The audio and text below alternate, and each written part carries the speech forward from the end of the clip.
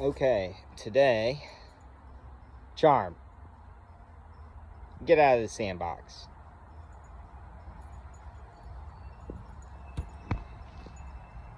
Goodness. Anyway, I guess she can be my mascot. All right, today I finally finished the roof. So the video is primarily up until this point, I've just shown a walkthrough of building this oven from start to finish, and it has been a joy.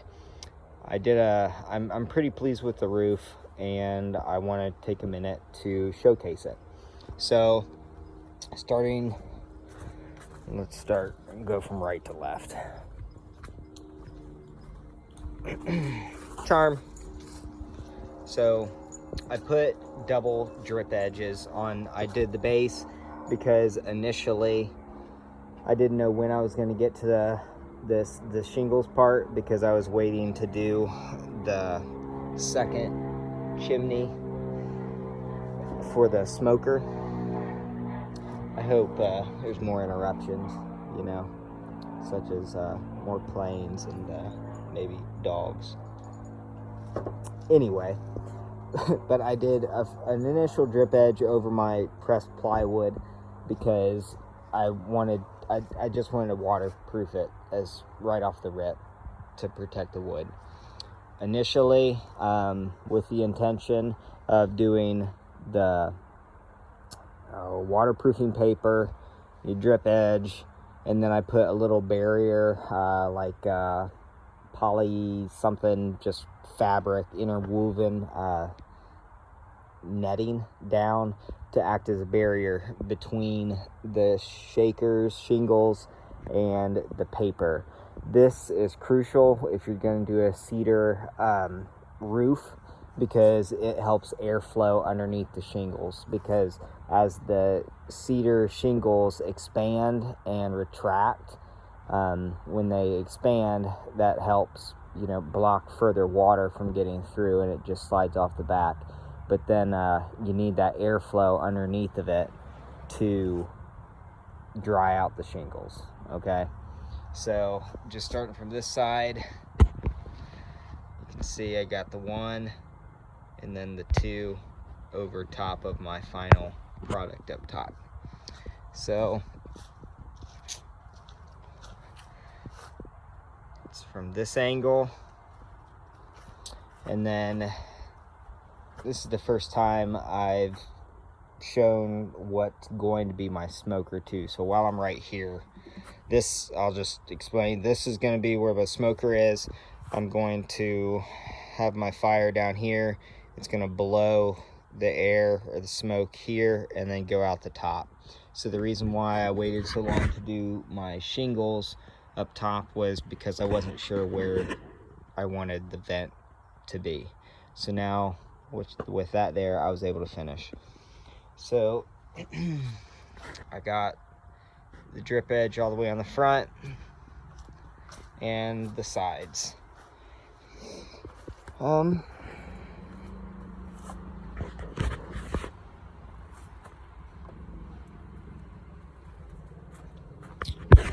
monitoring my battery. So just today, I ended up switching out my 30-watt monocrystalline solar panel right here. It was doing a good job, but I just wanted it to be faster. So I upgraded to a 100-watt panel. But anyway, I finished the conduit running for the electricity up here. It's simply for protection for the wires and aesthetics.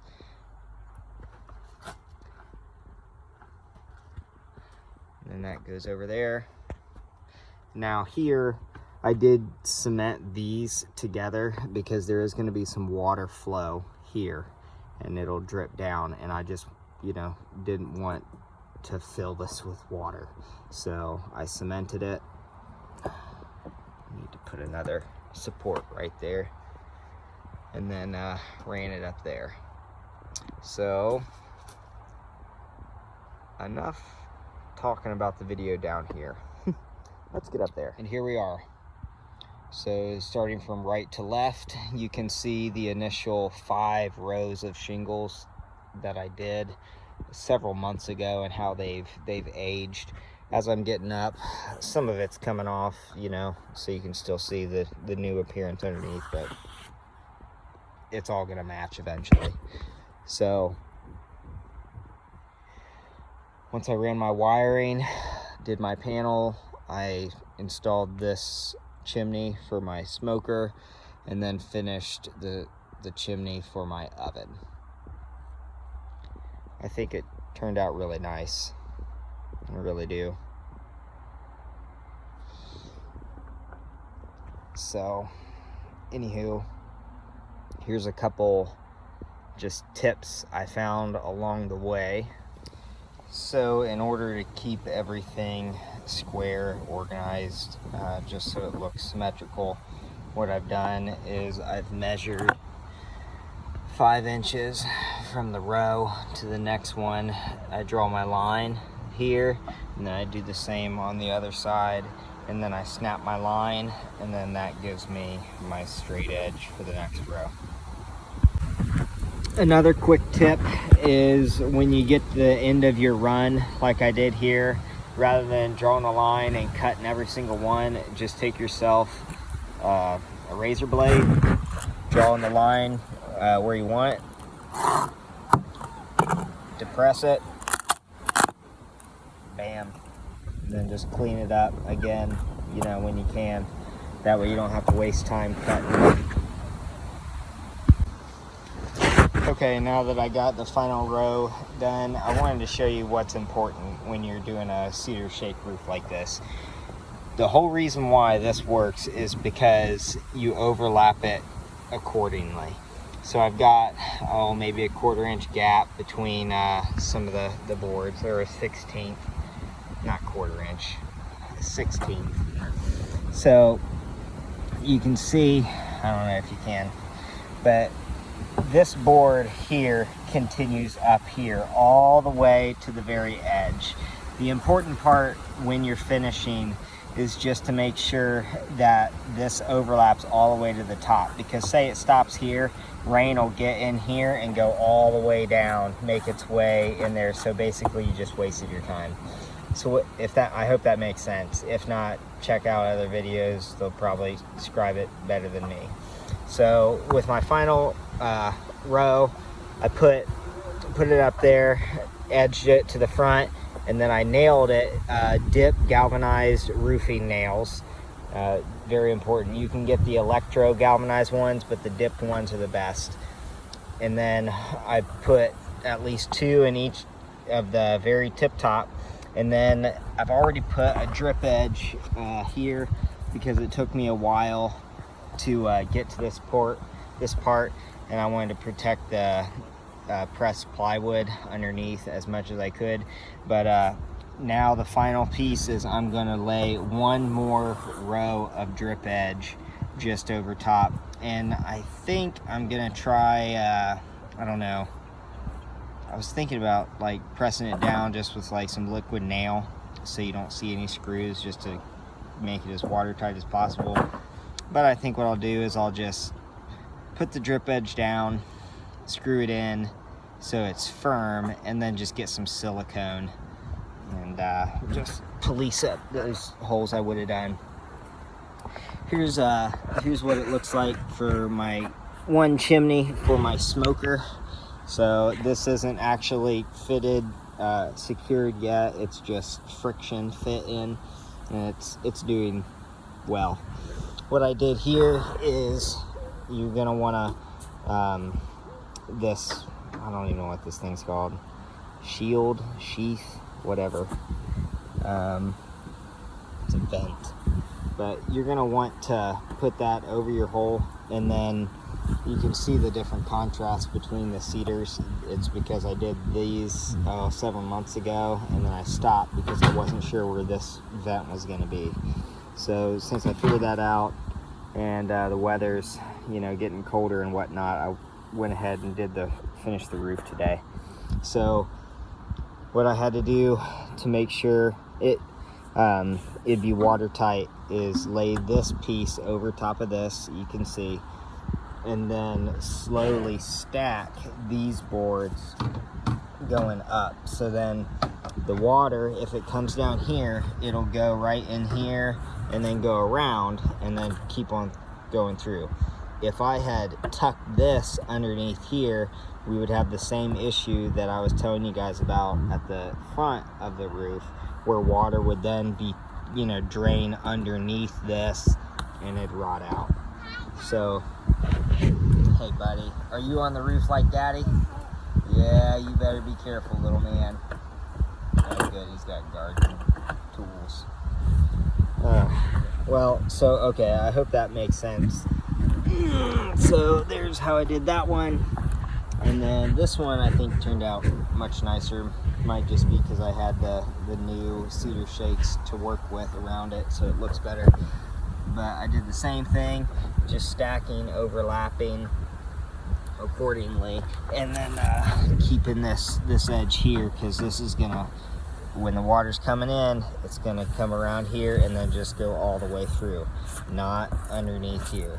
Okay, so, you know, I'm gonna fill this with silicone too, just why not? I like silicone. So there you have it. I think that's all the tips I got. Now let's see the final product. And the 100-watt solar panel, I'm really pleased with it so far. I like the look. I used the same mount that I had for the 30-watt, and it's working just as well. I picked it up on Amazon, but I anchored, put 4 screws down there to anchor it, just to keep it right where I want it. And then they came with a washer, like a rubber washer, to help waterproof. So in addition to that, I siliconed everywhere around it too. And if you're new to solar, or maybe you've been doing it a while, I am really pleased with this brand of solar products. Rich Solar does a really good job, middle of the road product, but higher on the end of quality. They have simple, quick disconnect for your wires here that were really easy to install once you figured it out, but I really like it, and you can string easily more panels together.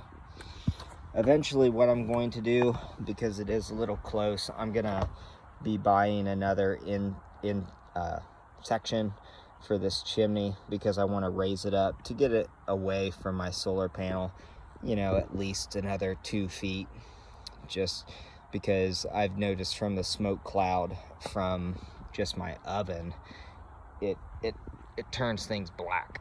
So you can see already this is chrome, and you can see the discoloration already, but no worries, adds character. So last thing with this drip edge, in order to make it completely waterproof, after this final layer of shingles, I put the nails here so they're protected, even though they're dipped galvanized nails. But I have a philosophy: do things once, that's it. So I don't care really what it costs. I just want it done right, and I only want to do it once. So even though it is galvanized, dip nails and all that, you know, I go for the extra protection. So I put my nails here, and then to anchor the drip edge, I drilled my hole through the drip edge guard, and then put my screw in, and then once the screw was anchored, I went over top and then siliconed around it. Overkill, I know, but rewind the video 10 seconds, and that's why I did it. So edges look really clean.